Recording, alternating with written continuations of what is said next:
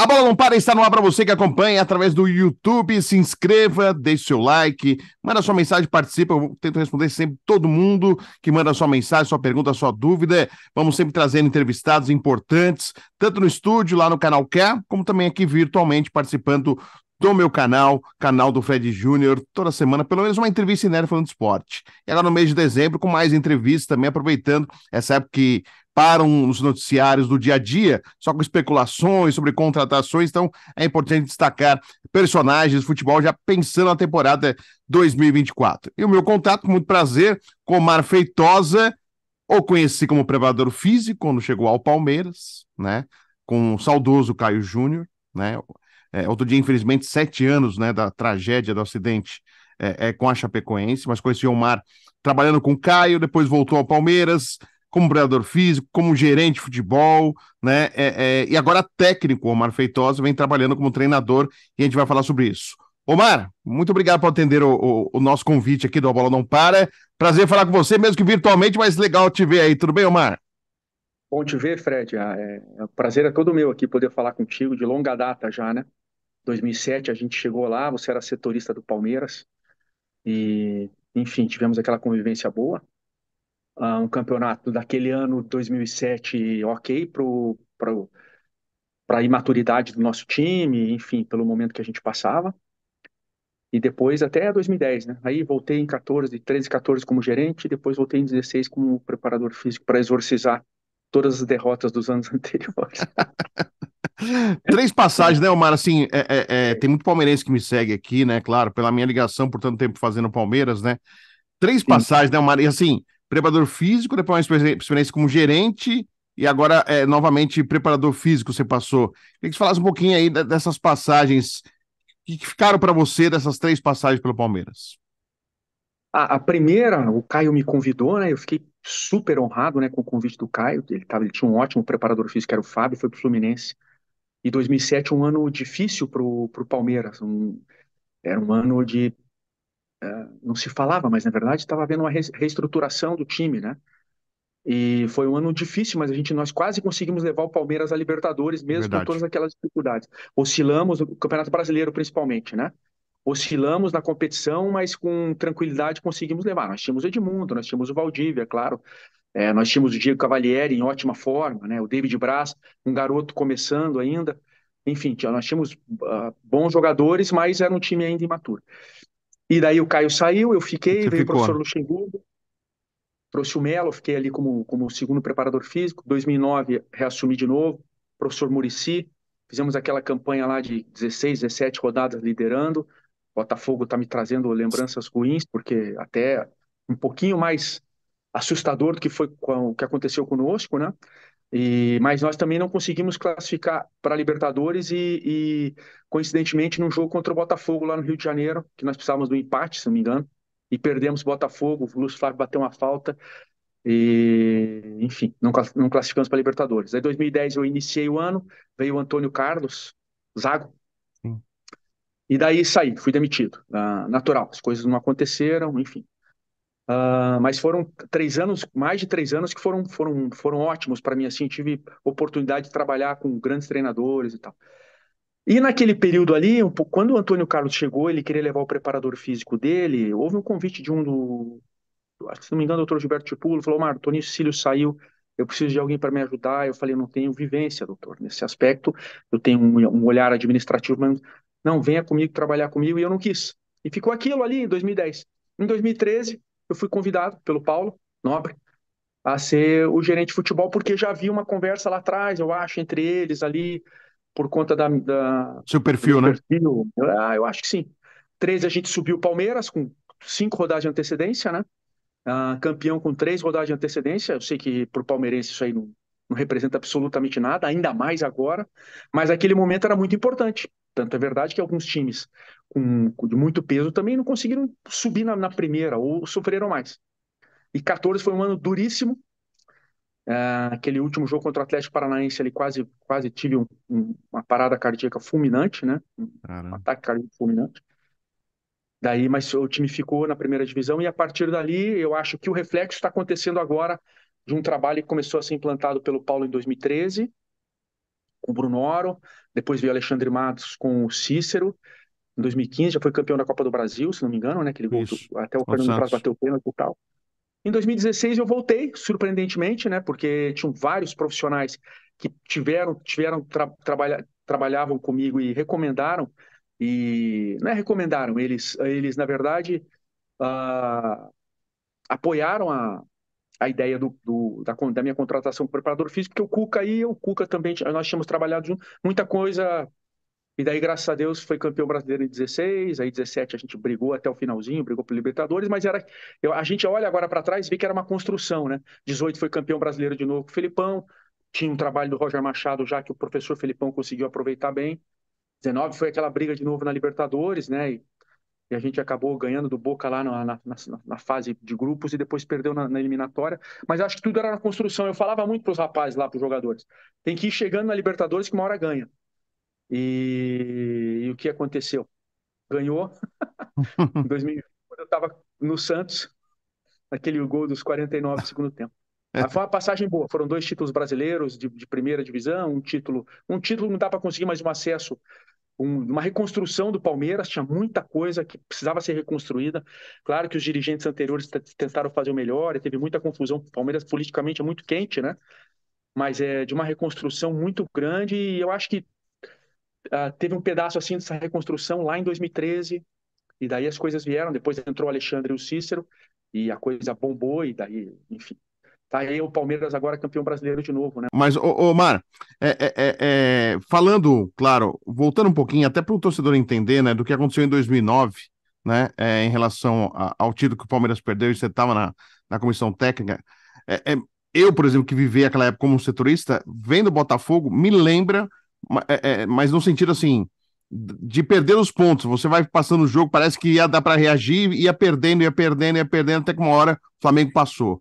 Mas esse do Botafogo foi muito pior. Mas você mesmo falou, me traz recordações. Realmente foi uma marca, né? Assim, o Maria. E agora vocês estão meio que passaram o posto pro Botafogo. Acho que isso que aconteceu com o Palmeiras é algo que já agora o Botafogo vai ter que conviver com isso por muito tempo. Acho que dificilmente uma equipe vai acontecer o que aconteceu com o Botafogo. A diferença foi muito maior de pontos, né? O Atlético Mineiro, por exemplo, estava 20 pontos atrás, Palmeiras 13, né? Para o Flamengo mais ainda. Então, assim, ele permitiu a chegada de todo mundo, né? Dos adversários, até pelo que ele estava fazendo no primeiro turno. O Palmeiras foi uma construção ao longo do campeonato, né? E que foi se perdendo nas rodadas finais e não bateu nem Libertadores, eu lembro muito bem. Foi até para uma concentração em Itu, né? Foi fazer uma preparação, né? No E não último tinha jogo, pré-Libertadores na época. A gente ficou em não quinto, tinha. não tinha pré-Libertadores. Ficou em quinto, Palmeiras, né? Não pegou as 4 vagas da Libertadores. O que que você, Perdeu. que você lembra? O que te traz de uma má recordação pelo que aconteceu? A recordação ruim, assim, nós perdemos jogadores importantes. Nós perdemos o Pierre, nós perdemos o Cleiton Xavier e nós perdemos o Maurício Seu Ramos na Ramos. época. Maurício Ramos zagueiro. E o Cleiton Xavier e o Pierre que faziam muita diferença no time. Porque os dois eram, de certa forma, o Cleiton Xavier com uma capacidade de construção muito grande, mas era um pulmão do time. E o Pierre, um marcador implacável, né? E um bom passe. Nós perdemos os dois. O Pierre num treino, torceu o tornozelo e não conseguiu mais jogar. O Cleiton Xavier um pouquinho mais à frente foi bater um escanteio contra o Santo André, segurou a bandeira assim para tentar, não tinha espaço para bater, teve uma lesão no adutor séria. O Maurício Ramos, eu não lembro, acho que ele tinha uma questão crônica no pubis e tinha muita dificuldade, em algum momento ele não aguentou mais jogar. Isso aí eu acho que fez muita, muita diferença porque nós não tínhamos uma reposição. O Palmeiras tinha dificuldade financeira, né? O doutor Gilberto, junto com Peluso. não era com a Mônica, junto É com o o Peluso. Belusso, eles lidavam com tudo isso, né? Não era fácil lidar com isso e com uma administração responsável, que fundamentalmente eu acho que era isso que eles estavam tentando fazer. E daí a gente não tinha muita reposição. Daí o Muricy, que era o treinador na época, nós tínhamos o Edmilson, nós tínhamos um time bom. Aquele jogo contra o Flamengo, quando eu olho a tabela, eu falei, pô, a gente estava bem na frente, nós perdemos o jogo, nós estávamos acho que 5 ou 6 pontos na frente do Flamengo, mesmo com a derrota, se não me engano. Mas foi um jogo emblemático, assim, eu acho que aquele jogo do Flamengo ali, se a gente consegue administrar melhor as dificuldades que nós estávamos passando e entender melhor que aquilo não era, mas veio um turbilhão de coisa acontecendo. O professor Muricy é acostumado a ganhar enfim, acho que ele não tinha tido a possibilidade de lidar com aquilo ainda. Nós todos ali, eu acho. E aquilo nos trouxe. Nós tínhamos Armeiro, pô, nós tínhamos o Diego Souza, foi Diego eleito o melhor Souza, jogador do campeonato. sim.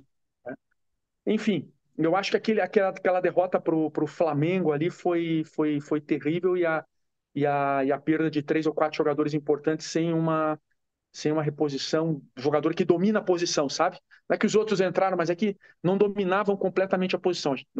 Se tentou algumas alternativas, mas isso definiu bem assim a nossa incapacidade de se recuperar durante a competição. Nós tivemos uma vitória importante contra o Goiás,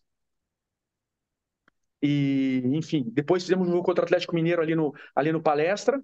O Diego Souza fez um golaço ali quase no meio do Golaço. campo. É. Você lembra? É. E ali, pô, não, peraí que nós vamos, mas não deu. E daí vinha São Paulo, vinha Flamengo atropelando, buscando. Você começa a olhar, né? Parece quando você lembra assim, Cavalaria, né? uma corrida de cavalo assim, fala, puta, o cara vem de trás ali, então, enfim, foi muito duro. E depois aquilo lá refletiu nos outros anos, né, do Palmeiras de alguma maneira, né?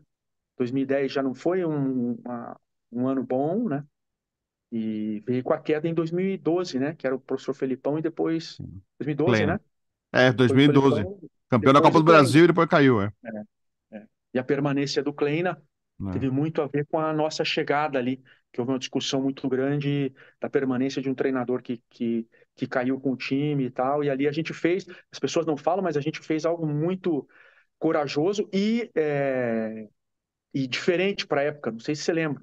Sim, Foi duro, assim, porque, porra, manter o cara aqui. Ah, mas ele não teve culpa, tal, mas as pessoas, né, a torcedor, enfim, de maneira geral, a opinião pública, e nós mantivemos e ele conseguiu conduzir bem o grupo para que nós. E a montagem do grupo também, pegando jogadores do Cruzeiro que estavam querendo aparecer de novo, né? O Charles é um exemplo desses, enfim.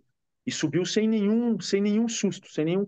Perdemos a Copa do Brasil, se não me engano, né? sim. Tivemos uma derrota na Copa do Brasil ali que a gente tinha até uma possibilidade teve a Libertadores, né? Porra, naquele jogo que a gente fez um puta jogo Nossa. lá no México, e daí aquela infelicidade, o cara chutou, Do errou o Bruno. chute, a bola passou rolando pelo lado do Bruno. Talvez a história fosse completamente diferente, mas talvez também a gente, sei lá, enfim. Mas tivemos acesso. Em 2014, nós fizemos um time no estadual que começou a encantar com o Leandro, com o Leandro na frente, que veio do Grêmio, com o Sim. Lúcio. Todo mundo é um time leve, um time que tem experiência lá atrás. Se falava muito no estadual. Aí perdemos para o Ituano, se não me engano, a classificação no Paulista. E as coisas daqui a pouco começaram a desandar. O Lúcio de ser o melhor zagueiro eleito no Campeonato Paulista, o melhor zagueiro do Campeonato Paulista. Ah, nós passamos até uma zaga sistema defensivo vulnerável, e ele continuava sendo o mesmo zagueiro bom e tal, mas enfim, as coisas desandam, e jogadores experientes, como Wesley, como Lúcio, Sim. como Wesley, os caras sentem, cara, para falta de confiança. Daí, quando eu olho o Botafogo, que é um jogador, que é um time comparado com aquele time, de jogadores com menos nome, né? Concorda? Foram Sim. jogadores que foram Sim. surgindo, com menos impacto, assim, quando você fala o nome, com menos impacto, mas o jogador, ele sente, cara. E é duro você fazer uma crítica muito, muito forte nos caras, porque eu tenho certeza que eles tentaram fazer o melhor ali. Mas em algum momento você vira uma chavezinha e Eu perde acho, o olhar à distância da coisa. eu acho que pro Botafogo foi o jogo contra o Flamengo, né? Porque os jogadores desabaram quando perde pro Flamengo, o técnico pediu as contas, depois desistiu. Acho que esse jogo É, contra o Flamengo, acho que foi também, curiosamente, como pro Palmeiras, em 2009, pro Botafogo, acho que foi esse jogo. E depois a virada pro Palmeiras, né? a Ele, virada do Palmeiras deu combustível pro Palmeiras, né? eu acho que foi fundamental, O- né? Foi. Não é para ser, porque quando você olha, tem mais 3 pontos para disputar ali e tal. Mas a parte emocional é um negócio que você olha assim e fala, pô, o que a gente pode fazer? E daí traz coaching, traz psicólogo, traz não sei o quê. É tudo isso. Mas enfim, Ainda naquela época, o que aconteceu com o Wagner Love, depois tentar agredir os jogadores, toda a torcida, isso também impactou, né? Até porque o Palmeiras é um problema financeiro, veio o Wagner Love, que um valor alto, tudo isso também deu uma mexida ali. Eu acho que também teve uma conjunção de outras coisas, fora o campo, teve outras coisas externamente que mexeu também, né, Omar? mexendo. Tiveram coisas ali.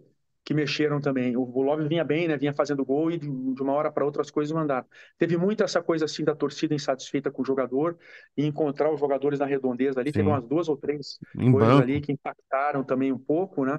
Mas já não vinha bem. Mas a gente de fora, né? O torcedor às vezes ele não entende que o cara tá tentando fazer o melhor dele e, e não consegue, simplesmente não consegue. Mas enfim, é essa paixão que move o futebol, né? Né? E é incrível. E só um detalhe, vou contar uma história curiosa. Claro, eu já falei com o Kleina isso, o Kleina até contou e a gente dá risada. Quando o Palmeiras perde do Mirassol, aquela goleada no Campeonato Paulista, e aí é inevitável, né? O setorista não tava. Já era uma época que as rádios já começaram a deixar de mandar mais os setoristas para os jogos. Eu viajava muito mais antes acompanhando o Palmeiras e diminuiu-se, né? Uma viagem para Mirassol já era uma coisa mais. Em que, por incrível que pareça, já se pensava duas vezes em mandar para Mirassol. E aí teve aquela goleada para o Mirassol e acabou o jogo, né? Aí eu tô ligando no celular do Omar para querer saber se tem alguma coisa, tem alguma novidade, 6-1 não é sempre que acontece, uma tragédia. Aí quem que atende o telefone? O Gilson Kleina. Ah, você tá querendo saber se eu caí? Você lembra, Omar, dessa aí? Eu ligando para você que Lembro, atende foi o lembro. Gilson? Aham. E eu fui pra coletiva, né? E os caras, porra, e daí, o que que vai ficar? Porque a gente tava bem no Paulista. Tava. A gente não tava mal no Campeonato Paulista, né? Então não era aquele resultado que foi o Mirassol se transformou naquela época no Barcelona da época, né? Fala que o Fernando Praz falou, Mário, impressionante, os caras pedalavam, davam um chapéu, chutavam de tudo quanto é lugar, a bola entrava. O Marquinhos acabou fazendo um gol contra naquele jogo, que era o menino Nossa, que estava sendo praticamente tinha lançado. O entrado, né? Maurício Ramos passou mal no vestiário. Não, Maurício Ramos não, desculpa. Teve um zagueiro nosso que passou mal no vestiário, o Marquinhos entrou. Mas, enfim, eu acho que tinha o Leandro Amaro ainda, não lembro se Tava, naquele. tava na zaga. Tava na zaga, Leandro Tava Amaro. ainda Tava, Leandro Amaro e Marquinhos. tava. Aquele jogo ali foi terrível, cara, terrível. E depois reunião, né? Manda o treinador embora, não manda, tal. Falei, porra, mas o time tá bem no Paulista, pô. Enfim, junto com o Bruno Oro, tal, a gente tentava contemporizar e o Paulo sempre teve, ouviu todas as partes assim para tomar as decisões dele. Mas foi dureza, cara. É. Foi duríssimo aquele jogo ali para nós. Eu não entendia nada, porque a gente fizeram 3-0, chegou a ficar 3-2 o jogo, né? Falei, agora Foi. mudou a história do jogo. Vamos empatar e virar o jogo. Vamos... Hoje dá risada, mas. E aí eu lembro que tá ligando, quem atendeu foi o Kleiner. Falei, pô, será que eu liguei errado? Não, eu tinha ligado pro Omar. Foi o Kleiner que atendeu? Pô, Foi. eu não lembrava. Dentro do ônibus, vocês voltando. Ele, você quer Ah, saber do Omar do que se eu cair, né? Fala com ele aqui, ele falou. que Que loucura. figuraço o Kleiner também, esse é outro figura Ah, também, ó. É. assumiu o time, vai disputar o Campeonato Paranaense aqui, assumiu o Foi. Azures. Eu vi o Azures, né? Vai Vai ter um tentar projeto lá e tal. É, uma missão árdua aí pro Kleiner aí. Ô, é, é assim. é. Ô, Mário, só aproveitando, né? Eu falei aí há pouco, né, completou aí 7 anos da tragédia da Chapecoense, né? O que fica para você? O que você lembra do Caio Júnior, né? Hoje, até o Adriano, que é o assessor, lançou um livro aí, uma biografia. Os filhos do Caio têm aí trabalhado com futebol, né? O que ficou para você dessa relação com o Caio, hein, Omar? Vai ser lançado dia 14 na Biblioteca Pública aqui do Paraná, o livro, né? O lançamento oficial. Ele já tá, as vendas já Sim. começaram, mas o Adriano vai estar lá, o assessor de imprensa do Caio, de praticamente quase toda a carreira como treinador. O que fica para mim, eu fico com o Caio das melhores lembranças, assim, sabe? Melhores lembranças, momentos engraçados, né?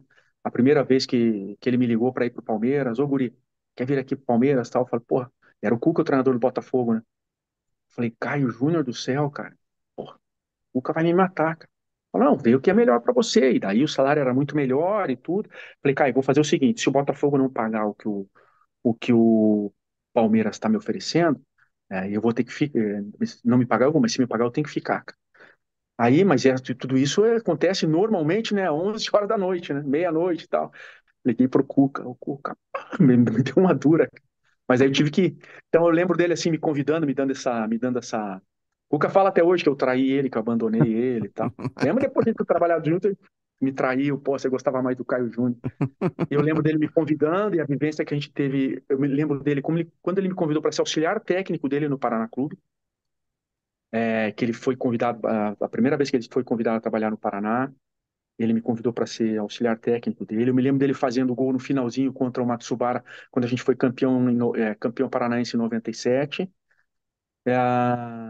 Eu me lembro dele, teve uma hora, a gente passa por isso no futebol, né? Teve uma, acho que tá até no livro do Adriano, uma situação financeira difícil que ele estava, porque ele jogou em Portugal há muito tempo, tinha um Sim. padrão de vida alto, dois filhos, um monte de coisa acontecendo. Eu tinha recém saído de São Paulo, ele precisava de uma grana e tal, e nós éramos amigos. Eu falei, Caio, cara, eu tenho uma grana aí, porra, eu acabei de sair, recebi as indenizações e tal. Eu te empresto, emprestei o dinheiro para ele e ficou aqui, ó, me paga quando você puder e tal. E aí nós fomos fazer um jogo contra ele, era treinador do Botafogo. Não, eu estava no Botafogo e eu acho que ele estava no Paraná. Paraná. Ele estava no Paraná. E daí ele falou, Mar, lá no coisa, me avisou, ó, vou te pagar, vou te dar os cheques lá, tal, e vou te pagar no jogo lá, tal. Eu falei, tá bom, então. Aí na hora do jogo a gente se encontrou, ele falou, ó, tô com 4 cheques, tal. Pô, cadê? Putz, esqueci de trazer. Depois do jogo eu te entrego, então. Beleza. Quanto que foi o jogo? Acho que foi 4-0 para nós. Ganhamos o jogo de Ah, 4-0. Falei, pô, eu não vou lá receber, né? Daqui a pouco aparece ele. Porra, você quer me ferrar, né, guri? Tá aqui, ó. Me mete 4-0, a gente vai levar 4 cheques. Vê se não desconta antes. Daquela época tinha cheque, né? Letinho. Então ele me deu um. Então... Vê se não desconta antes o cheque, porra, tal, né? Porra, muito engraçado. Enfim, eu tenho lembranças muito boas, assim, dele. A gente jogando bola juntos. E ele era um cara que aglutinava as pessoas em torno dele, né? E deixa muito saudade. Estou feliz que o Matheus e o Gabi estão trabalhando aqui no Hope, né? Que é um time que disputa a terceira divisão do Paranaense. O Matheus acho que é sócio. Sim, E o Gabriel é auxiliar técnico. E tô feliz. Outro dia encontrei a Adriana, eu tava indo viajar, encontrei ela, vi ela bem, assim, sabe? Um pouco mais recuperada, mas a gente não supera, né? Esse tipo de claro. situação, sabe, cara? Mas eu tenho as melhores lembranças dele, cara. E a lembrança é que eu dei um abraço nele antes dele fatídico voo para jogar a Sul-Americana. Eu fui lá cumprimentá-lo, dei um abraço nele, no Matheus, falei, Caio, boa sorte. Ele tava bravo que tinha perdido o jogo, Tava mesmo. entendeu? É, ele Ele é falou muito pra mim, competitivo. nesse dia, Omar, eu fiz o jogo pela Jovem Pan, e ele falou assim: parabéns, garoto, tá feliz aí, porque achando por ser palmeirense. E aí eu falei, e aí, Caio, pô, tô torcendo por você, quero que você seja campeão. Eu tô bravo, hoje o time não jogou legal, não gostei do time. Ele tava bravo que perdeu e não gostou da atuação do time, ele tava bravo aquele dia. Mas uma outra coisa assim, Omar, que eu e o Genaro Marino, nós conversamos depois. O Caio não tava bem, assim, não só pelo jogo, ele tava diferente, assim, o Caio normalmente Tava é muito estranho. expansivo. Ele tava estranho aquele dia, Tava Omar. estranho. Tava estranho. Eu achei que era comigo. Eu achei que era comigo, pra você ter uma ideia. E agora você falando, ele não tava só bravo, tava Introspectivo, triste, tava né? diferente, ele tava Tava diferente. triste, tava triste. É, o negócio. Aí, bom, eu lembro desse abraço que eu dei nele e depois, enfim, Não, lembranças que a gente não gosta de trazer à tona, né? com Mas certeza. foi isso. Não. Foi um grande amigo que eu fiz no futebol. Agora falando de você, né, Omar, e agradecer, claro, a sua participação, porque agora você está numa outra vertente como treinador, né, Omar? Não é a primeira experiência, já Sim. teve, já trabalhou no Brasília, trabalhou no Londrina. Queria que você falasse um pouquinho aí do trabalho, Omar, como que está sendo aí, como que você está pensando, como que está lidando com isso, né? Uma outra etapa, já foi preparador, gerente, parte administrativa, voltou preparador físico e agora treinador. Como que está sendo para você aí esse trabalho como técnico? Ser treinador é bom, assim, sabe? Quando você está no campo, com a possibilidade de trabalhar e de buscar algum tipo de resultado. A gente fez um trabalho no Paraná Clube ali para tentar subir para a Série C e ficamos ali, passamos a primeira fase, foram 16 jogos, né? Então, a gente conseguiu ali 6, 7 vitórias, perdeu pouco, teve 2, 3 derrotas. Um trabalho bom, mas não subiu. E o Paraná precisava, né? Precisava desesperadamente. Então é um trabalho bom. Agora, quando você está fora de combate, eu acho que é o pior momento para o treinador, e eu estou passando por isso agora. Ou seja, quando você não está trabalhando, você precisa estar. É igual o jogador, né? Precisa mostrar o teu trabalho. É Sim, diferente do preparador físico, do gerente, que ele tem ali, lida diferente com a situação. Precisa estar trabalhando, mas o treinador cuida um pouco disso. Você tá, e eu nunca fui muito de trabalhar com um treinador só, né? Eu trabalhei com o Caio, com o Cuca, com o Muricy, com vários treinadores. Felipão, Roger Machado, enfim. Ricardo Drubs. Mas é diferente. Agora, o treinador ele precisa estar em combate ali, possibilidade de mostrar o trabalho dele. Esse é o pior momento. O melhor momento é quando você está ali podendo resolver as situações, podendo preparar o time, né? Quando você está no jogo ali vendo, e o melhor momento, assim, quando você olha no jogo e está acontecendo o que foi combinado, o que foi treinado, o que os jogadores, quer dizer, os jogadores estão entendendo exatamente aquilo que, isso é muito bacana. E é uma experiência nova, mas é assim, eu não podia, nesse momento da minha vida, eu fui treinador juvenil do Atlético Paranaense, 98, 99, 2000. É, fui treinador do Sub-20 do Colorado. Não tinha ninguém para assumir o Colorado, eu assumi Hum, o Sub-20 Colorado, em 1989. Eu tive algumas experiências como treinador. sim, Fui treinador do Nacional, correspondente ao Nacional aí de São Paulo, tem o Nacional do Boqueirão aqui. Aqui agora o Nacional de São Paulo disputa profissional, mas disputa. sim. Eu fui treinador da categoria adulta. Então eu tive alguma experiência. E isso sempre ficou um pouquinho em mim. Falei, porra, quero desenvolver um trabalho para ver como que é eu conduzir uma comissão técnica, conduzir. E eu fico muito. Eu sou muito romântico assim, que eu fico feliz quando o jogador melhora, sabe? Quando ele te dá um feedback, às vezes sem falar nada, na Sim. maneira que ele atua e tudo, eu acho muito bacana. E mesmo com a comissão técnica e tudo, isso me encanta um pouco. E se eu não fizesse há 2 anos, né? 1 ano e meio, 1 ano e 8 meses, não deu 2 anos ainda que eu sou treinador. Acho que vai dar 2 anos agora. Não, 2 anos. Tirando Brasília, que foi a gente fez aquela na Sul-Americana lá, passando pelo Goiás. Lembra o time do Goiás que a gente passou, não? Bruno Henrique, Diogo Sim. Barbosa. Porra, era um puta time bom, cara. Nós ganhamos os caras lá dentro. Eu falei, como é que eu não ganho? Hoje eu olho e fico, nós ganhamos desse time, cara. Ganhamos 2-0 dos caras lá. Mas tirando 2015, o reinício ali fazem 2 anos. Eu não poderia nesse houve a possibilidade. O Cuca não conseguiu me levar para o Atlético Mineiro. Eu falei, putz, eu acho que se der certo agora, aí no Paraná Clube me convidaram para ser coordenador e o Lúcio Fábio é seu treinador. Eu sabia que o Lúcio não vinha, não porque ele tinha me falado, porque eu falei, o Lúcio não ia sair do Botafogo naquele momento. Eu falei, ó, o Cuca que me indicou, que me deu uma força lá junto com o Luiz Alberto. Eu falei, se o Lúcio não vier, eu posso assumir como treinador. Eu acabei a licença pro agora, inclusive, da CBF. Legal. Acabei a licença pro agora. Aham. Preciso homologá-la na Comebol, né? A licença pro na Comebol. E daí eu assumi. E eu acho que o momento era esse. Porque, Fred, eu já disse isso outras vezes. Em 2033, se eu olhar para trás e ter tentado e ver o insucesso, eu vou ficar mais feliz do que olhar para trás e não saber o que poderia ter acontecido. Entende o que eu digo? Entendi. Então eu É melhor estou você estar preferindo agora. participando de algo do que não participar. Agora, tem uma hipótese de eu recuar. Eu estar Sim. prejudicando a minha esposa e minha filha. Tem Ah, essa hipótese.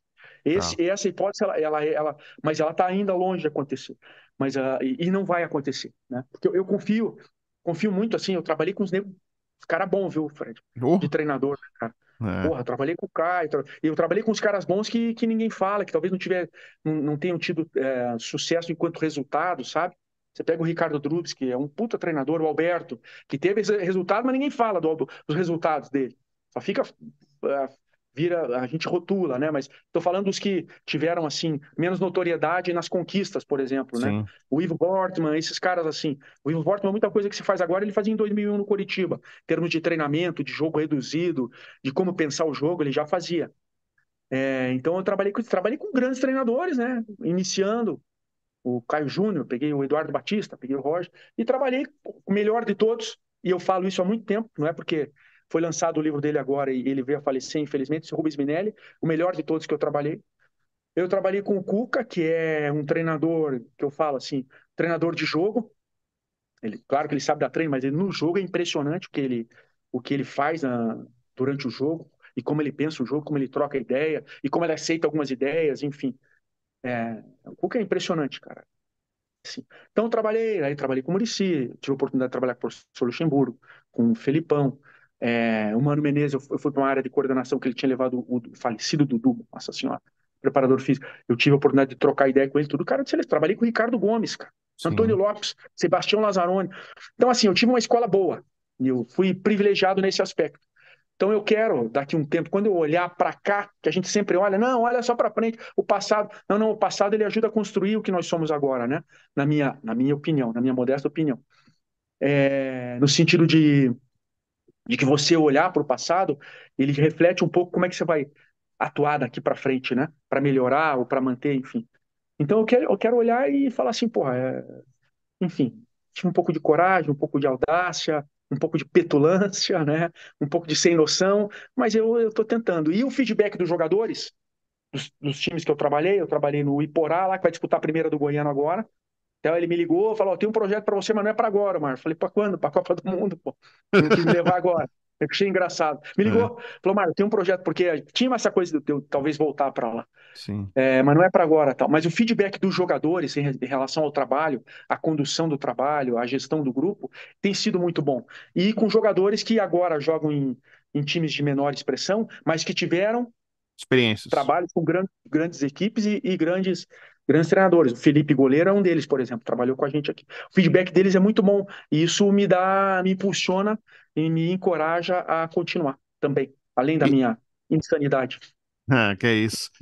Omar, mas para 2024 já tem alguma coisa sinalizada ou não? Você está esperando realmente convites aí? Eu tive algumas coisas que não deram certo. Acontece muito assim nesse mercado. O presidente tem um nome, o CEO tem um nome, e daí eles vão discutir e tal. Tá acontecendo muito isso, sabe? Investimento, quem tem o poder de investimento indica um treinador, Tá. né? Então, o que eu queria fazer enquanto planejamento, do que eu imaginei, era depois do Paraná pegar mais um outro time, e desses três, quatro times eu ter a possibilidade de voltar para um deles quando as coisas não tiverem, porque daí esses times conhecem o teu trabalho e você depende menos a gente depende Hum, muito de indicação, de network, não tem como, né? claro. Você depende do network. Mas eu não consegui fazer esse ciclo, porque o Paraná está numa situação, pode ser resgatado, mas de SAF, então, enfim. No Iporá, eu tive três rodadas aí, eu peguei o Goiás, o Atlético Goianiense na segunda e na terceira rodada, não minto, na terceira e na quarta rodada, ganhei o primeiro jogo, joguei a outra lá em Catalão, e daí perdi o Goiás e Atlético Goianiense. Ah, mas vai contar a história do jogo? Mas foi 2-1, Hum. os dois gols eu tomei aos 38, 39 do segundo tempo. Então, assim, isso, quando você olha o jogo, o que é feito no jogo, como ele é feito e tal, tá faltando um pouquinho de estrela, um pouquinho de acontecer alguma coisa. Eu não consegui construir esse ciclo virtuoso dos times, dos profissionais, dos dirigentes, dos CEOs ou dos presidentes conhecerem o meu trabalho para me convidarem a levar. Ainda não construí isso. Tenho certeza que quando eu conseguir construir isso, aí a coisa vai. E é fazer um bom trabalho com bom resultado, né? Então, E, a gente está aí, estudando o tempo inteiro, vendo é. o jogo.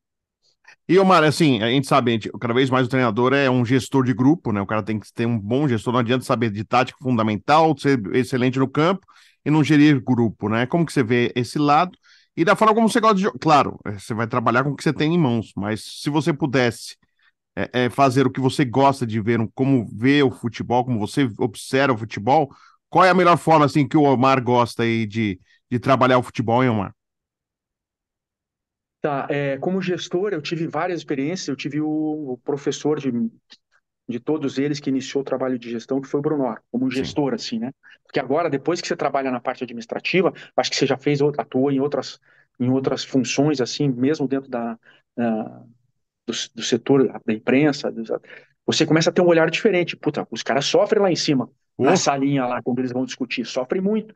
Então você tem um olhar diferente a respeito disso. Então eu tenho um entendimento muito bom que eu sempre tive, né? Sempre tive, porque depois de um determinado tempo tive um boom do que é do campo, do que é a cabeça do jogador, de como funciona, de quando falar, com quem falar, essas coisas todas. E a comissão técnica, bem tranquilo. Mas depois que eu trabalhei com o Bruno Nori, com o Paulo Nobre, com o pessoal da Maurício Gagliotti, com aquele pessoal todo lá, eu tive um olhar diferente sobre a gestão do que os dirigentes, como eles pensam o futebol e das necessidades que eles têm. Fazer a gestão dos dois lados, que você faz a gestão, né? Você não faz a gestão só de quem está hierarquicamente, entre aspas, né? Mas quem não é quem tá abaixo, mas é quem depende das tuas primeiras instruções para daí as coisas acontecerem. Quem está acima também, você tem que saber fazer gestão, né? Porque tem paixão envolvida. A maneira de jogar é assim, o que eu penso como ideal é ter um losango que possa se transformar no 4-3-3, ou ter um 4-3-3 que você possa fazer um losango com meia, o que meia. os argentinos chamam de enganche, né? Que Sim. isso possa se transformar no 4-3-3 com essa possibilidade, sabe? Então, que com dois jogadores, que aqui um vai ser de velocidade e o outro com qualidade. É o que eu acho, assim, que eu acho que é bem o futebol brasileiro. Eu treinei isso algumas vezes, eu não consegui jogar assim, porque é muito competitivo, né? Então, você tem que ter resultado e é muito ali no fio da navalha. Mas às vezes que eu consegui fazer um pouco, fica bom o jogo. Você fica com dois caras na frente, com um losango, tem que ser um volante que tenha passe muito bom, que saia para o jogo, que até esse primeiro volante tenha chegada na área, né? Então, essa possibilidade de você jogar com o Losango com 4-3-3, que no 4-3-3 é uma das melhores maneiras de preencher o campo. 4-3-3. Que o Losango você fica vulnerável pelos lados, né? Sim. Então, você ter essa possibilidade de, com os mesmos jogadores, é, é, fazer essa mexida durante o jogo, isso cria a gente. Eu fiz jogos treinos assim. A gente jogou contra o Avaí, eu fiz lá quando eu estive no Metropolitano. Jogamos contra o Brusque e tal. Porra, funciona bem assim, na minha concepção. Só o losango é duro para você consertar depois. Mas com um jogador que tem uma característica de fazer o lado, fica melhor. E a terceira opção que eu acho muito interessante, que o time fica ofensivo, desde que tenha dois zagueiros rápidos, é fazer um 3-4-3. E você acha Com três zagueiros, com dois, pelo menos dois zagueiros rápidos. dois zagueiros Mas rápidos? Tá. é, É o sonho, né? o ideal. O que você tem nas mãos, aí você não vai conseguir fazer exatamente o que você pensa, né? Mas isso é o É, ideal. é, Mas é. assim, esse enganche aí, que seria o Popular 10 aí. Aqui no Brasil, por exemplo, você não vê que a gente tá em falta desse cara, assim, desse cara, claro. Hoje o 10 não pode ser mais aquele meia clássico que recebe a bola no pé, faz o lançamento. Hoje tem que ser um 10 participativo. Mas mesmo esse 10 participativo, a gente não tá em escassez, não tá faltando, que nem as laterais aí, a gente tá com dificuldade também, Omar. Tá, o Brasil sempre teve os melhores laterais do mundo, né? Por Sim. muito tempo, né? Os melhores laterais do mundo, né? É estranha essa escassez de lateral e numa época que teve aquela coisa de jogar, até o São Paulo ganhou o título assim, jogando no 3-5-2, pô, vão acabar com os laterais estão acabando, estão jogando só com alas e tal, e acabou não acontecendo agora, que voltou a jogar no 4-3-3. Tá no mundo inteiro faltando esse meia, né? Esse meia que chega na área e que tem essa visão de jogo de pifar os atacantes, pifar quem vem de trás ali, de ter esse passe diferente, né? De ter o drible, né? Eu acho que tá faltando esse meia só armador que fica ali sem muita responsabilidade sobre o que acontece no jogo, que o treinador falava assim para ele, só vem aqui, só faz isso, só pedia quase pelo amor de Deus A para ele vir aqui, sombra, né? É. só cobra aqui, só dá que quando eu tinha o primeiro volante tinha um passe bom longo, pegava um Felipe Melo, por exemplo, com passe bom, arrebentava, porque daí o meia não jogava e o cara jogava. Isso acontecia muito, a não ser que fosse um meia espetacular, né? Espetacular. O Alex, por exemplo, como a gente está falando do Palmeiras, Sim, o Alex fazia essa função muito bem, assim, o Valdívia, né? O Valdívia era um pouco sim. esse meia, esse enganche, que a gente está falando do Palmeiras, me vem à tona esses jogadores, assim. Então o treinador quase pedia, hoje não dá. Hoje os jogadores sabem que ele tem que vir ali, porque a capacidade competitiva de todos os jogadores está muito alta, né? Então, se ele não for competitivo, ele não vai ser o mais competitivo do time, mas ele tem que ser mais competitivo do que aquele enganche, aquele meia armador de antigamente, né? Antigamente a gente está falando, sei lá, de 10 anos atrás, 5 anos atrás. Ele não vai jogar e o cara que marca ele vai jogar, né? Ou o setor que ele tá, a zona que ele tá jogando ali. E além de tudo, ele tem que ser um pouquinho mais se reinventar durante o jogo, né? Tem que sair um pouquinho do lado, né? Tem jogador que já faz isso inteligentemente, sozinho, sem ninguém mandar, sem instrução nenhuma, né? O jogador mais eles acabam fazendo isso, né? Eles subvertem a capacidade técnica deles, né? Subvertem a tática, a capacidade técnica deles. Então, Mário, então acho que tá faltando, né? Acho que no nosso futebol, esse camisa 10 aí, claro, hoje exige um cara mais participativo, não pode ser aquele cara, né? Hoje a gente vê menos, né? O Ganso é um exemplo, né? Um jogador que participa menos de marcação e tal, mas que tem uma qualidade excepcional, mas hoje é muito difícil você viver no futebol de hoje só da qualidade, né, Omar? É difícil, só qualidade de jogar sem participar só com bola, sem participar sem a bola, é mais complicado. O próprio Ganso, em que pese ele ocupar vários setores do campo, né, pela maneira que o Fernando Diniz joga, ele tá competitivo, né? Você vê ele roubando bola, ele desarmando, ele cobrindo espaço, enfim, ele tá bem competitivo. A gente pode lembrar, por exemplo, do Rames Rodrigues, né? Que Sim. seria um meia clássico, né? E se a gente fosse dar não é que dá para comparar bem assim, mas eu penso assim no De Arrascaeta, por exemplo, que é um meia que pode fazer. Ele pode fazer, o De Arrascaeta, na minha humilde opinião, poderia fazer. Mas tem um dinamismo um pouco maior que o Rames Rodrigues, eu imagino. Ele participa um pouco mais do jogo sem a bola. Então a gente tem jogadores. O Gabriel, o Gabigol, agora como é que chama ele? O Sim. Gabriel. Gabi agora é. Cada hora é uma coisa, Gabi, mas é o Gabigol, vai. Você sabe que eu fico olhando assim, porra, ele pode ser esse meia com o tempo, assim, né? Ele pode ser esse meia, tem chegada na área, ele tem bom passe, pô, ele acha cada passe ali, quando ele vem transitar na intermediária ofensiva ali, sai de lá de dentro e vem transitar, pô, poderia ser. Mas, via de regra, não sei se o De Bruyne tá machucado agora, né? Não Sim, sei se faria um pouco isso, sabe? No City, né? Acho que ele tá machucado. Mas até pela formação que é do City, é difícil o cara fazer essa função.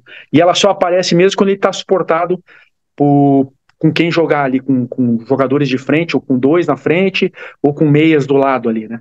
E esse cara que joga pelo lado esquerdo, se fosse um losango, por exemplo, esse cara que joga pelo lado esquerdo tem que ter uma capacidade forte de marcação e com chegada na área, para daí esse meio armador, esse enganche, poder jogar. Mas enfim, é tudo uma questão, eu acho que também é cíclico, né, Fred? Cíclico. sim, Daqui a pouco sim. isso volta. É. Tomara volte, né? Porque realmente o jogador 10 assim é tão gostoso de ver jogar e É. tomara isso volte aí pro futebol. Porque ficou muito força, muita, né? Muita parte física, né, Omar? A gente até outro dia estava conversando com o médico, ortopedista que é especialista em contusões de joelho, né? O futebol Uhum. cada vez mais força física, né? Cada vez mais, né? Contato, né? Um esporte cada vez mais, né? Nesse lado, né? Hoje o jogador percorre muito mais distância de gramado, as contusões não, tá tudo explicado, né? Não é por acaso que aumentaram o número de lesões de joelho, né? De tornozelo, em virtude do que o futebol está exigindo hoje, né, Omar? Eu acho que a intensidade, a velocidade do jogo, principalmente, quer dizer, você tem que chegar muito mais rápido na bola. E os marcadores com muito mais velocidade para chegar, isso te provoca até uma certa descoordenação, e daí, às vezes acontece, o cara, não, pô, o cara se lesionou sozinho, mas a velocidade que ele imprimiu nessas lesões de ligamento que a gente vê em joelho, em tornozelo, eu não sei te dizer estatisticamente, assim, mas o futebol ficou muito mais competitivo. Mas, na minha opinião, sempre vai haver espaço para os grandes jogadores. Sempre vai haver. O cara é lento, pensa, a gente está falando aqui agora, né? Sim, Não tem mais espaço para esse tipo de jogador. Se ele for de altíssimo nível, assim, técnico, tático e cognitivo, pensar bem o jogo, sempre tem espaço. Eu acho que a maneira de montar o time tem que levar muito isso em consideração. Quanto esse cara vai resolver para você. Eu lembro de uma passagem com o professor, com o Luxemburgo. Tava o Melo Luxemburgo na sala e tal. Eu acho que ele tinha recém-chegado no Palmeiras em 2008. E daí tinham machucado alguns jogadores que eram um pouquinho mais rápidos e tal, né? E o nosso time ficou um pouquinho mais cadenciado por um momento ali. Aí o Melo falou, porra, nosso time ficou lento. O Vanderlei, porra, nosso time ficou lento e tal, naquele jeitão dele lá, o Melo é engraçado. O Luxemburgo virou para ele assim, ó, você tem que aprender a trabalhar com jogador lento. Pô, nunca me esqueço disso, cara. Sabe, o cara quando sim, domina o que ele faz, né? sim, Você sim. tem que aprender, e ele montou o time, a gente continuou jogando bem, com jogadores que eram um pouco mais cadenciados. Então eu acho que é um pouco mais de. Não é. Eu não acredito que seja assim, não. Agora é competitivo, é correria, é marcação. E os jogadores de alto nível que não têm essa capacidade não vão mais poder jogar, né? Os meninos, por exemplo, que têm muita qualidade técnica, ah, deixa, isso tem que tomar cuidado, deixarem de ser estimulados porque eles não são rápidos, porque eles não são marcadores, porque eles têm um pouco menos de força. A gente tem que tentar estimular esse tipo de jogador a ir ascendendo nas categorias para chegar até o profissional, sabe? Esse é um cuidado que eu conheço vários profissionais que trabalham em categoria de base, muito, muito competentes, muita qualidade, que pensam nisso, de tentar dar uma chance. O problema é que o entorno às vezes não deixa, né? Você Sim. tem que ter um tempo, você tem que ter uma adaptação. Às vezes, em detrimento de uma competição, você vai aflorar um jogador de altíssima qualidade ali, e que dentro de uma organização de jogo, ele pode vir a ser um grande jogador, né? Então, esse é um cuidado que tem que ter. Essa é uma coisa que faz, talvez, o jogador, ele não é que ele não joga porque ele nem chega no profissional. Esse é um problema, em algumas situações. Ô, Omar, você trabalhou, né, na comissão do Vanderlei, né? Eu queria que você falasse um pouquinho desse personagem, que às vezes ele é controverso, às vezes polêmico. Teve a questão do etarismo, quando ele foi confirmado no Corinthians, tentou fazer um trabalho, chegou a 2 semifinais, mas aí já saiu. A gente percebe uma rejeição muito grande aí do Vanderlei em alguns momentos. Às vezes culpa dele até do jeito que ele, às vezes ele vai nas entrevistas, tudo, do jeito que ele fala, né? Mas assim, você vivenciou ele no campo, né? Queria que você falasse um pouquinho, e ele tá aí a busca de trabalho também. O Felipão agora, o trabalho que ele fez no Atlético também mostra que a questão da idade é muito mais a competência, né, do que idade, né? Mas eles falam um pouquinho, ele é realmente, para você observar, ele é diferente mesmo, é aquilo que as pessoas falavam, você comprovou na prática, Omar? Ele é profundo conhecedor de futebol, né? Ele é profundo conhecedor de futebol. Ele entende e enxerga o jogo. É, o Cuca, assim, tem um entendimento do jogo que transcende a normalidade, né? Tá completamente acima da média. Eu acho que ele tem que estar sempre muito bem assessorado, e ele é inteligente nesse aspecto, que ele procura estar bem, com bons assistentes, às vezes mais jovens, na maioria das vezes, né? 100% das vezes, na verdade, mais jovens do que ele, para poder desenvolverem uma dinâmica de treino de dia a dia que é importante ter, né? Mas ele é um cara dinâmico, ele é antenado em tudo. Eu tive uma experiência muito. Ele sempre me tratou com muito respeito, com muita deferência, assim, na época que eu estava lá. Eu era auxiliar do Melo e a gente conversava muito, assim. Então, em 2008, ele classificou o Palmeiras para Libertadores. A gente fez um campeonato bom. Em 2009, foi desclassificado na Libertadores e em seguida fez um ótimo jogo contra o Atlético Paranaense e teve aquela questão lá que Keirson. Do Keirson, ele deu uma declaração que o presidente não gostou e acabou sendo... Omar, ele foi demitido na sexta, 11 da noite, já tinha gravado todos os boletins pro final de semana, tive que gravar tudo de novo. Foi aquela coisa, eu acho que foi alguma coisa que ele falou na entrevista, o doutor Beluso não gostou, enfim, mas a gente tinha feito um puta jogo contra o Atlético e o time vinha bem para buscar o Campeonato Brasileiro naquele ano. Então, eu tô falando de muito tempo atrás, tudo bem. Eu acho pouco provável que ele tenha perdido esse dinamismo, essa capacidade dele de entendimento do jogo, né? O que talvez ele precise de um entendimento assim é que o mundo mudou em algumas situações e daí talvez não consiga, não sei se eu estou falando alguma bobagem, mas a coletiva ela tem que ser melhor orientada, assim, melhor pensada, melhor conduzida, a entrevista coletiva, porque ele está vendendo o trabalho dele. O treinador vende o trabalho quando põe o time em campo e quando ganha tudo é festa, mas tem que saber, porque o que é falado numa vitória, quando você perde, os caras vão lá buscar e vem à tona. E daí aquilo lá vem contra você. Tudo que você fala pode ser usado contra você na entrevista coletiva. Então tem que saber conduzir para poder... Talvez isso, mas eu acho pouco provável, assim. Ele teve um pouco de participação nessa reestruturação do time do Palmeiras, que pese em um determinado momento o time não está jogando bem, mas dava para ver claramente que ele estava buscando o melhor jogo do time, talvez tivesse um pouco mais de tempo, mas eu acho que ele teve uma participação. E eu tenho as melhores lembranças, assim. Em que pese, em 2019, eu acho, ele chegou e eu não fiquei. Ele trouxe um coordenador científico do Vasco, enfim. Mas isso faz parte do futebol, são escolhas, não tem problema nenhum. Para mim, isso aí não me afeta em nada. Mas eu reputo como um ótimo treinador. Esse mito que alguns falam, assim, de, porra, você é um cara, tal, eu acho que ele também sabe fazer um pouco isso, sabe? Eu acho que ele mexe um pouquinho com a cabeça das pessoas. Eu acho que tem um pouquinho dessa malandragem dele, assim. Porra, não, o cara falou isso, tá, mas ele já fala meio que sabendo, já. Enfim, tem um pouco isso. Mas tem de entendimento também, dele entender, de mudar um sistema tático, colocar um determinado jogador e antever que as coisas vão acontecer e, na maioria das vezes, acontecerem.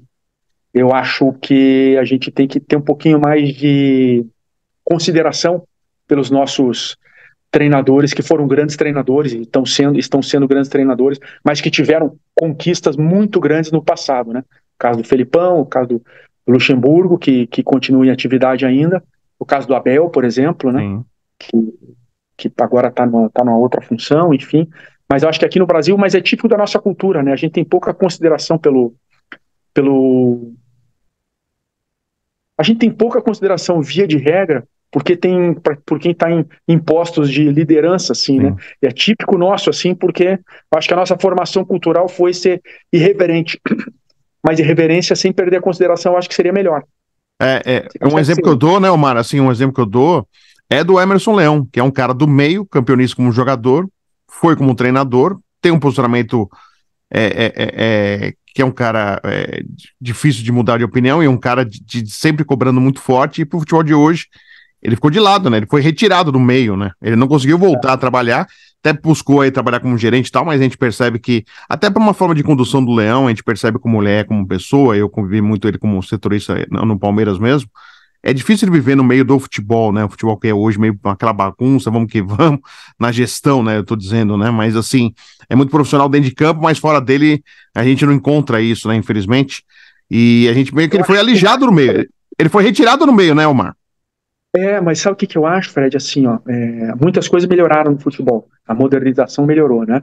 Sim. Entrou analista de desempenho agora, que é uma função nova, né? E está ganhando uma importância muito grande. E que ainda, Omar, desculpa te cortar, e que ainda há esse conflito técnico e analista de desempenho. Pô, esse cara tá querendo escalar meu time, esse cara tá querendo fazer alguma coisa. Ainda existe esse conflito, né?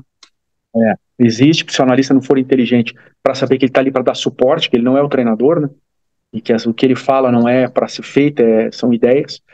Então tem que dar suporte, tem que alimentar o treinador com informações para daí as decisões serem tomadas, e ele participa, mas a decisão final é do treinador. Mas eu acho que, assim, essas figuras, eu não sei, o Leão passa isso, eu nunca trabalhei com ele, não conheço, vi ele uma vez ou duas, de jogar contra, assim, mas me parece muito centralizador, assim, não estão funcionando bem. O professor Felipão se adaptou bem a isso, como sempre, né? E por isso que ele está trabalhando aí, eu acho bem legal, ainda em alto nível, e mostrando que ele consegue trabalhar em alto nível, não só pelos resultados, mas pela condução do grupo, por um monte de coisa. Essas funções centralizadoras, elas tendem, figuras centralizadoras, tendem a ter muita dificuldade mesmo, porque o futebol ele ficou fora de campo, ele ficou grande, então você tem que saber delegar muita coisa, você tem que respeitar, porque antes o cara mandava e tá acabado e mandava, né? Mandava o massagista ficar segurando o cachorro dele no portão, o cara ficava lá.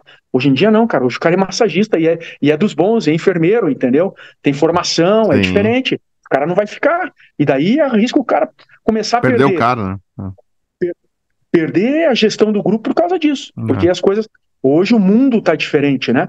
Sim. Então o que antes era folclórico e funcionava bem, eu acho que hoje não funciona muito bem no futebol por conta disso. O futebol, você tem você tem o pessoal do marketing, que é uma equipe gigantesca dentro dos grandes times, né, das grandes equipes.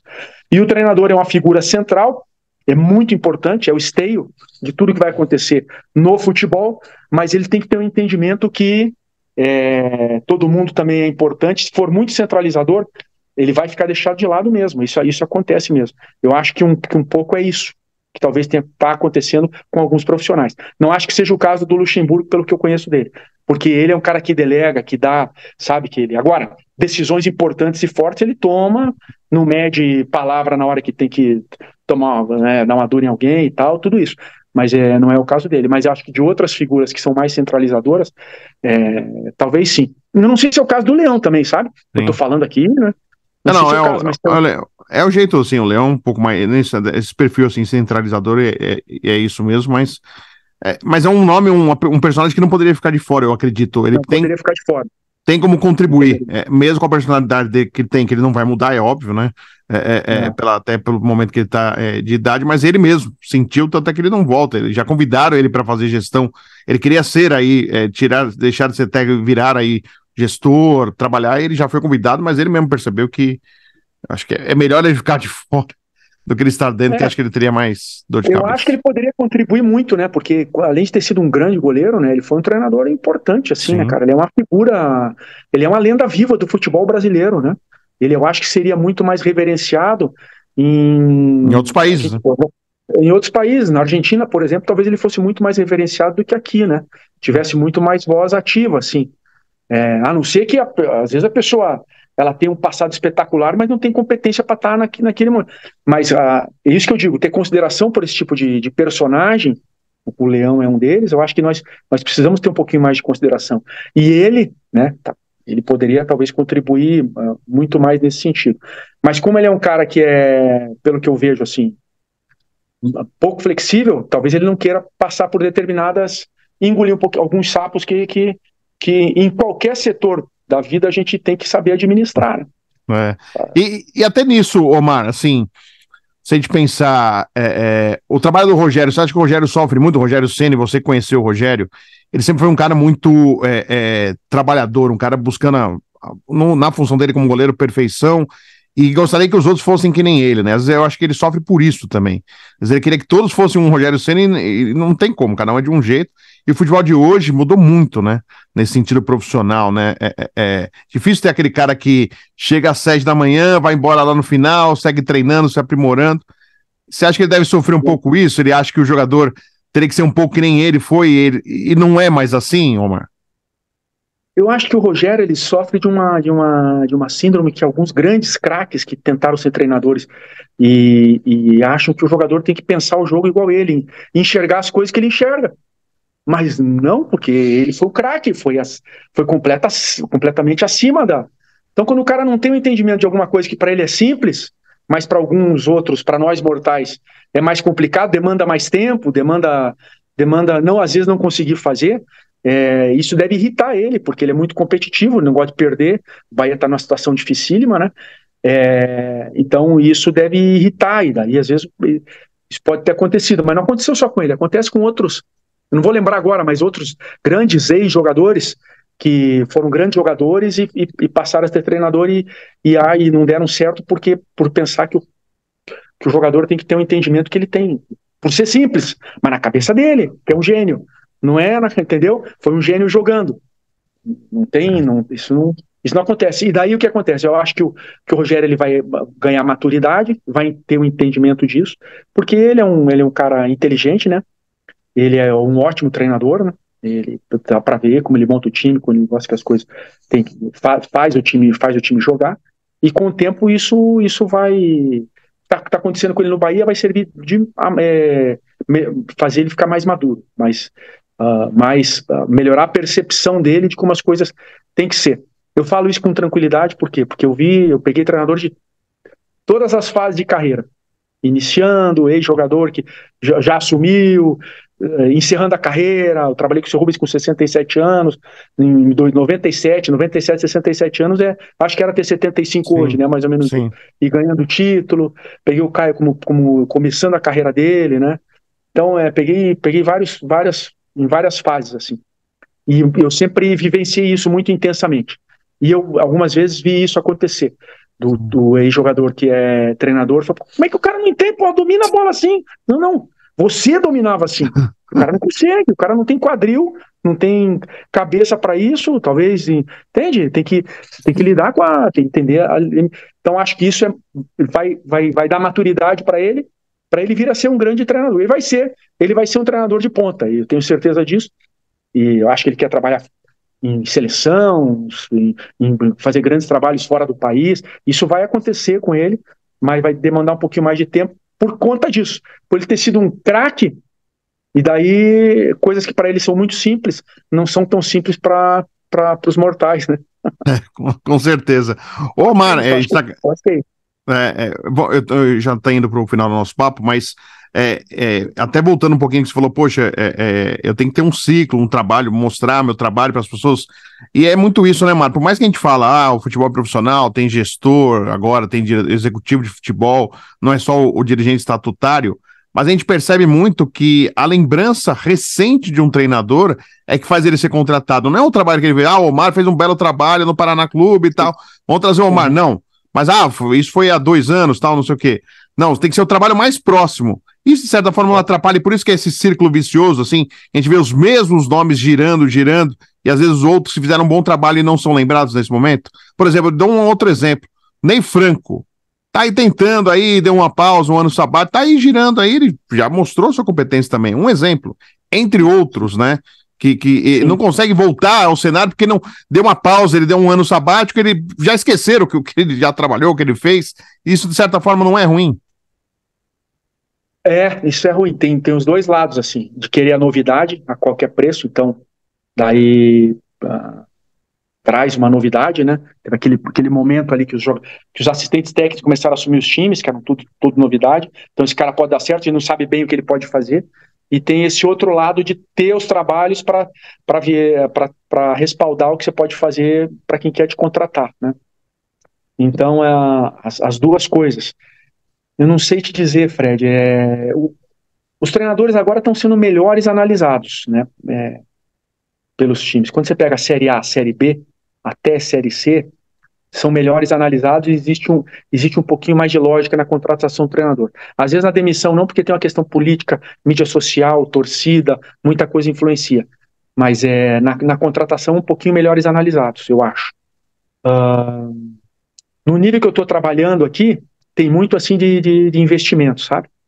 Os caras que podem investir mais têm o poder de indicar treinadores, isso direciona um pouquinho como o mercado funciona. Mas no fim das contas, e eu tenho que acreditar nisso, visceralmente, a competência tem que prevalecer. Então, quando você tiver uma oportunidade, agarra com unhas e dentes e fazer a tua competência prevalecer, para os resultados aparecerem, porque tem que ter resultado, né, obviamente, para daí você conseguir ir melhorando e atingindo níveis melhores, né? Eu acho mais ou menos isso. Claro, você citou já na nossa conversa Minério, Cuca, o próprio Caio, né? E outros treinadores, Felipão, Vanderlei, outros treinadores que você trabalharam. Seu início, assim, também, né? O que você absorveu o que de cada treinador? Você tem assim, olha, eu peguei isso, essa característica desse, ou não? Já é um trabalho autoral, assim, Omar? Como que funciona?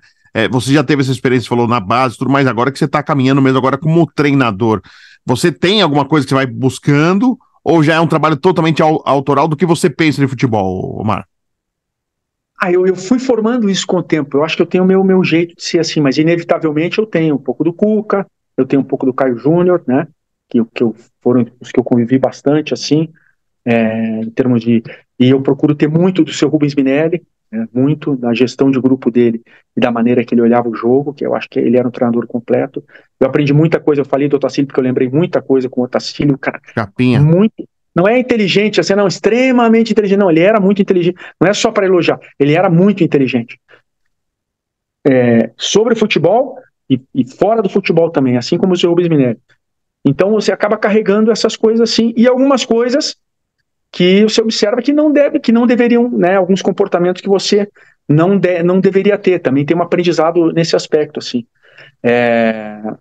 Então, assim, a leitura de jogo do Cuca é impressionante, né? A gestão de grupo do Tacílio e do seu Rubens Minelli é um negócio assim que eu sempre admirei muito. E daí eu vou acabar esquecendo a qualidade de treinamento do Alberto, por exemplo. O Alberto, a qualidade que ele dá para o treino. Alberto, você está falando Alberto Valentim, né, Omar? Alberto Valentim, a qualidade que ele dá para o treino. Em relação ao jogo, que você fala muito, né? Treina, você tem que jogar como treina. O Alberto é o que mais se aproxima disso, é um dos que mais se aproximam disso, treino pensando no jogo. O Cuca treina muito em função do adversário. Faz o time dele jogar, mas treina muito em função do adversário. São muitos treinadores que eu trabalhei assim que eu vou acabar. Não, mas é só para o que você se baseia assim para condução de carreira. Eu sei que você trabalha com muita gente, não dá para absorver de todo mundo, mas tem algumas coisas que te chamam mais atenção, né? Para mim, eu acho que o Cuca, o Caio e o seu Rubens Minelli são treinadores que, com gestão de grupo e a maneira de enxergar o jogo, de olhar o jogo, porque como é que eu via que o treinador enxergava o jogo? Em duas situações. Quando ele falava do jogo, eu olhava e falava, puta, eu não vi isso, e era aquilo, né?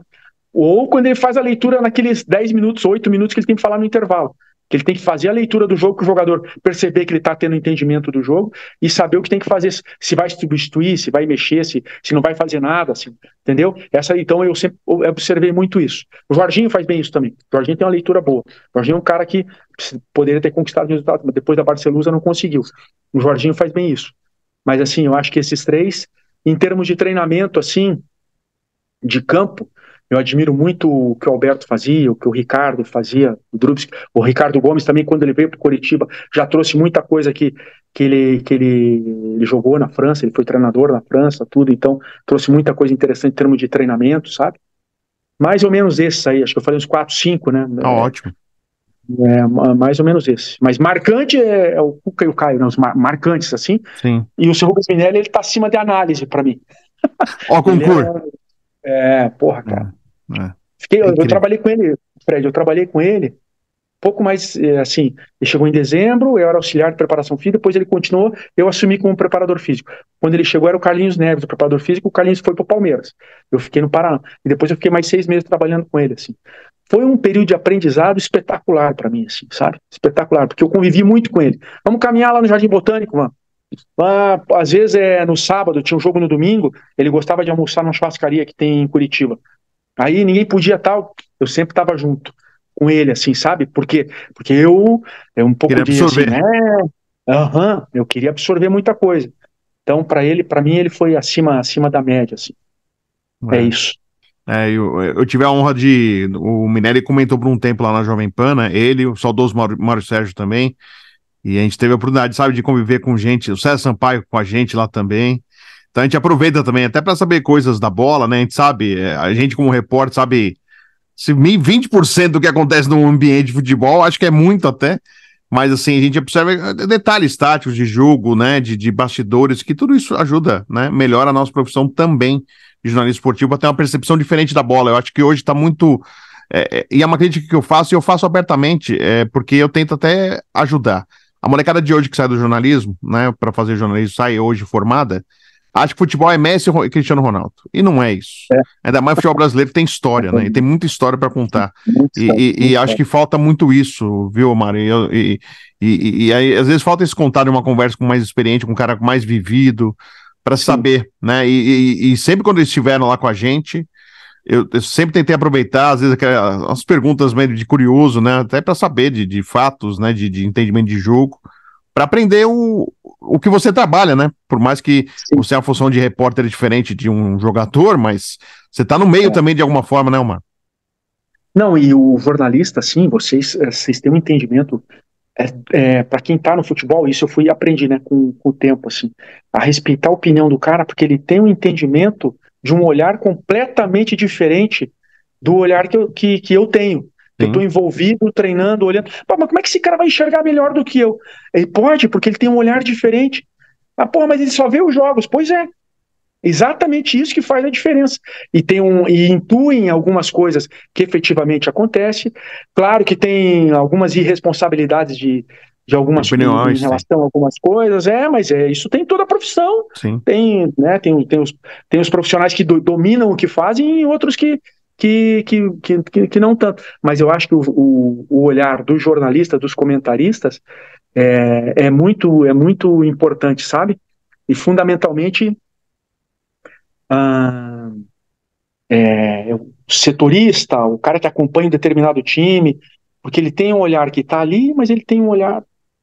O problema, acho que no jornalismo esportivo, é quando o cara tem que dizer alguma coisa, tem que criar uma notícia que quando não tá, porque o futebol tem uma rotina, às vezes não está acontecendo nada, e o cara tem que criar uma notícia porque o editor dele lá falou, cara, temos que criar uma notícia aí porque tá um marasmo, temos que vender, na época era vender jornal, a gente tem que vender as nossas notícias aqui e tal. Eu acho que daí a gente acaba se perdendo, mas né, o jornalista, mas assim, de análise de jogo, eu vejo um pessoal aí falando coisas muito interessantes. Muito interessantes. Dá para ver que o cara tem entendimento e conhecimento do futebol e é um olhar diferente que também tem que ser respeitado. A gente tem, eu acho que ter, voltando à palavra, né, consideração. E eu sinto saudade, às vezes, do Armando Nogueira, Sim, do grandes nomes aí, Mário Soares, sim, aqueles grandes comentaristas, né? pô, Os caras iam pro jogo para comentar o jogo. De vez em quando eles apareciam no treino lá, mas eles tinham personalidade, notoriedade, celebridades e tal, então não, nem iam. E o comentário que eles faziam muitas vezes e eles eram respeitados. sim. Eles eram respeitados. Esses treinadores mais antigos, Rubens Minelli, Otacílio, o Felipão já de uma geração um pouco mais jovem, mas enfim, havia um respeito mútuo entre os grandes comentaristas, né, jornalistas comentaristas, e os grandes treinadores. É que Havia confronto, é, eu vi Juarez Soares e Zagallo quebrando o pau quando o Zagallo era auxiliar do Parreira, tal, não lembro, não sei se você lembra naquela seleção brasileira lá de 90, porra, eu vi Mas assim, mas havia um respeito mútuo entre eles, e tinha uma questão de política também, enfim, né? Sim, sim. Mas enfim, E a na maioria das proximidade que era, né, Mário? Eu peguei ainda de não ter coletiva, de você escolher o cara para poder falar, e você entrevistar quem você quisesse. Achei que essa proximidade fazia com que, por mais que tenham opiniões diferentes, a proximidade ajudava, tanto para a gente como para vocês também conhecer quem estava do outro lado, né? Eu não tenho mais então, isso. eu escuto assim, eu desconsidero, se eu acho não, nada a ver. Ou faz a gente pensar, Ô, Mar, para encerrar e agradecer, mas você sabe que a gente não dá para fazer perguntas tão simples, mas eu vou te perguntar porque, assim, você trabalhando como gestão, como que você está vendo esse ineditismo da Leila Pereira como presidente, o que ela tem conquistado, né, num meio machista de homens, né? Nosso meio também do jornalismo esportivo também e tem as mulheres aparecendo agora com narradoras, comentaristas, repórteres. O futebol é um meio machista. Como que você está vendo essa, né? Você que conviveu ali com ela como patrocinadora, conselheira, ela ainda não presidente, mas você conviveu com a Leila ali, participando mais do dia a dia do clube. Como que você está vendo assim, esse momento de uma gestora que está conseguindo aí vitórias, conquistas, primeiro participando ativamente financeiramente e agora também fazendo gestão? Para o Palmeiras ela está sendo ótima, né? Só olhar a quantidade de conquistas que o Palmeiras teve. Então, para o Palmeiras, ela está sendo ótima. Fez o Palmeiras ficar maior do que já era ainda. Deu sequência ao trabalho do Paulo e do Maurício. Eu tive poucos encontros, assim, viagens. Às vezes ela ia nos jogos, a gente conversou. Sempre foi super acessível, muito educada. Assim, então é uma pessoa agradável até de conversar nas poucas oportunidades que eu tive para conversar. Eu acho que, enquanto dirigente, mulher, ela está fazendo algo inédito, né? Está fazendo algo inédito. E isso eu acho que para as mulheres, assim, deve ter algum significado, né? Tem uma importância, né? Tem uma importância muito grande. Porque eu não vejo ela falar muito, assim, nesse aspecto. Porque não precisa, porque a atuação dela é muito... E agora, o Palmeiras politicamente é uma turbulência gigantesca, né? Sempre. Então, eu não sei quando que é a eleição, mas quando tem bate-chapa... Outubro de 2024. Outubro de 2024. Começa a chegar naqueles 6 meses finais ali. O ano que vem vai ferver. Dia.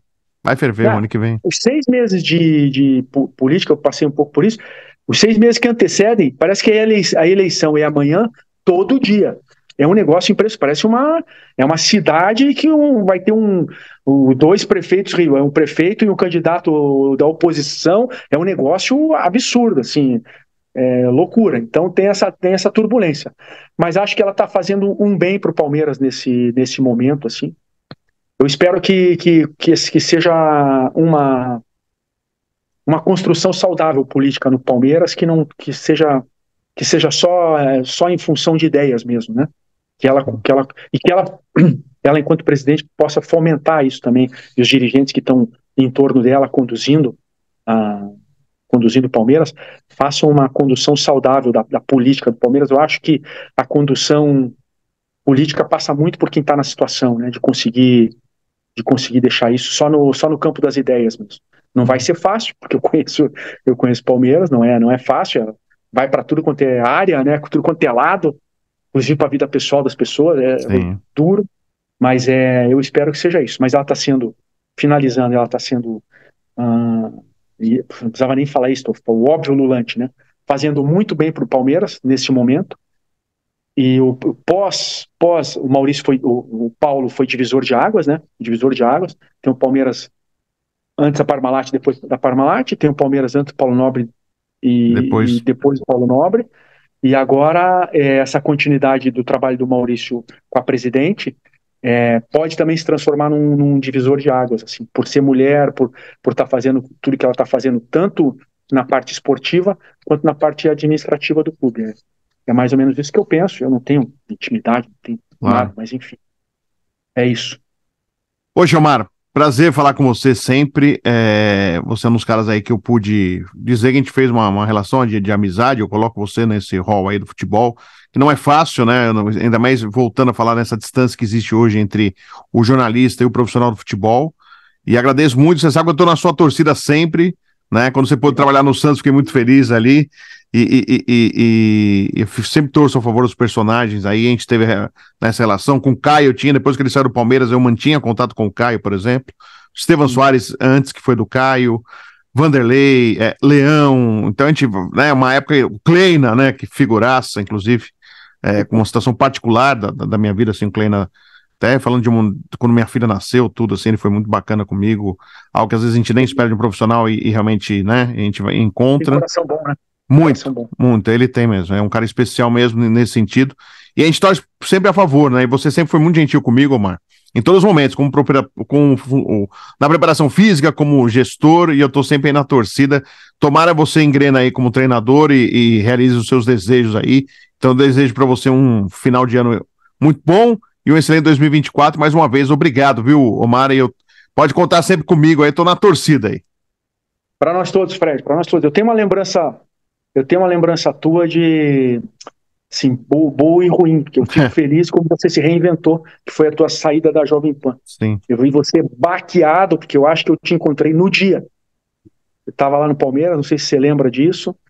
Eu falei, pô, você tava. Foi uma porrada que você tomou assim, eu acho que você não esperava, né? Não sei se você estava tendo uma reformulação, enfim, mas acho que você não esperava e demorou um pouquinho para você se reinventar, você correu atrás, né? E eu fico feliz por isso, tá? Por você, porque eu me lembro disso muito claramente. Eu não sei se você lembra que você estava. Lembro sim, pô. Você estava lá, Omar, foram 18 anos, então assim, poxa, que ano que foi isso? Foi 2017. Foi outubro de 2017. Então foi isso mesmo. A gente estava lá. Eu falei, putz, o cara com tanto tempo de coisa foi demitido. Porra, como é que o cara como é que ele vai se reerguer? Você se reinventou e tá aí conduzindo a tua carreira com muita dignidade, né? E talvez até mais feliz do que estava naquela época. Isso é verdade. Em algumas coisas eu posso garantir que é verdade. Mas, poxa, Omar, muito obrigado, viu? Fico feliz aí pelas palavras, pela lembrança. Realmente não foi fácil aquela época, não. Mas você foi um dos caras que sempre me ajudou, inclusive, me dando uma entrevista à época, lá na Academia de Futebol, iniciando o meu canal. Então, tem coisas que a gente não esquece mesmo. E você foi muito gentil. Já era mais difícil se fazer uma entrevista exclusiva, e você foi muito gentil comigo naquela época. Um abração, viu, Omar? Eu te agradeço. Um abraço. Feliz 2024 aí, Feliz Natal, tudo de bom.